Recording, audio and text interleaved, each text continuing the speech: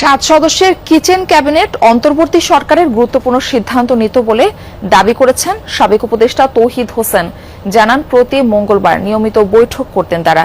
নিজ মন্ত্রণালয়ে একাধিক উপদেষ্টার প্রভাব ছিল জানিয়ে 3 বার পদত্যাগের সিদ্ধান্ত নেন, তবে তা গৃহীত হয়নি বলে জানান তিনি। যুক্তরাষ্ট্রের সাথে বহুল আলোচিত বাণিজ্য চুক্তি নিয়েও পররাষ্ট্র মন্ত্রণালয় কিছু জানত না দাবি করেন তৌহিদ হোসেন। তার মতে জাতীয় নিরাপত্তা উপদেষ্টা ও বাণিজ্য উপদেষ্টা ছিলেন এর নেপথ্যে। এ বিষয়ে কথা বলেছেন সহকর্মী মাহফুজ মিশু। কি ভাই রাগ করলা? ক্ষেত্রে তাদের কোনো এক্সপার্টিসও নাই, তারপরেও তাদের মতামতকে যথেষ্ট গুরুত্ব দিতে হতো, কারণ উচ্চ পর্যায়ে তাদের মতামতকে গুরুত্ব দেওয়া হতো। আমি কুইট করার চিন্তা 3 বার করেছি। তারা রিকোয়েস্ট করেছে যে খুব এম্বারাসিং হবে সরকারের জন্য। জুলাই গণঅভ্যুত্থানে ডিপ স্টেট সক্রিয় ছিল কিনা সেই প্রশ্নেরও জবাব দেন তৌহিদ হোসেন।